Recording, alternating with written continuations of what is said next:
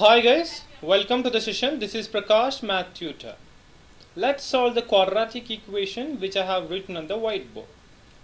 So the quadratic equation x square minus 3x minus 9 is given. We can't find the factors of this, so we have to use the quadratic formula to find the values of x. So write down the quadratic equation. The general form of quadratic equation is ax square plus bx plus c equals to 0, and given x square minus 3x minus 9 equals to 0. Compare both the equations and write down the ABC values. So a is 1, b is minus 3 and c is minus 9. Now write down the quadratic formula.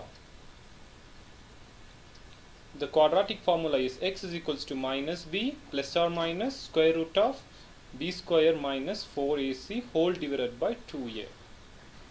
Now just substitute a, b, c values into this quadratic formula and find the values of x. So b is